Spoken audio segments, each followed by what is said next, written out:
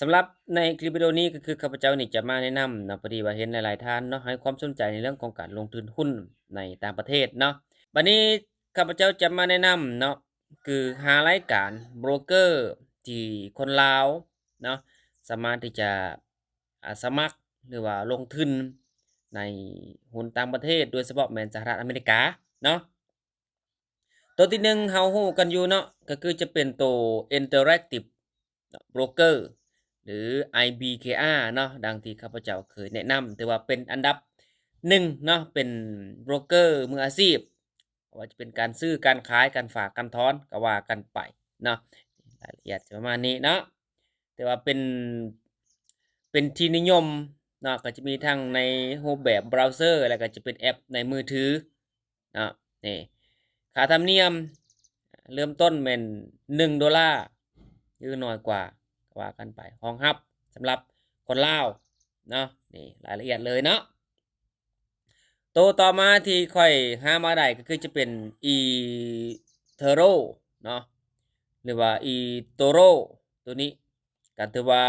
ค่อยก็เปิดบัญชีเป็นทีมห้อยแล้วเนาะแต่ยังบ่ทันได้ฝากเงินเทื่อเนาะตัวนี้จะเป็นใช้งานง่ายเนาะใช้งานง่ายเหมาะกับมือใหม่นี่เหมาะกับมือใหม่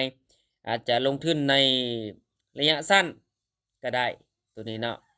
นี่ตัวนี้บ่มีค่าคอมมิชชั่นรองรับภาษาลาวรองรับคนลาวเนาะนี่ตัวต่อมาที่เขาเอาให้ก็คือจะเป็นตัวนี่เนาะ TD อเมริเทรดเนาะตัวต่อมาที่เขาให้มาก็คือจะเป็นตัว Trade Station Global ตัวนี้เนาะและตัวสุดท้ายเนาะที่อยากจะแนะนำนั่นก็คือจะเป็นตัวเช็คโชตัวนี้เนาะหรือว่าซาโชเชโชแบงก์ก็ว่ากันไปเนาะหาหุ้นทั่วโลกตัวนี้นี่มีแพลตฟอร์มในมือถือมีแอปพร้อมเนาะนี่ก็ลองไปศึกษาลองเบิ่งเนาะ1ละแม่น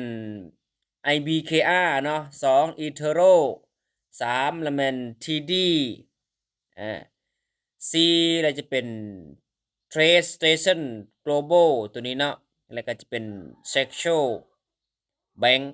นี่เนาะ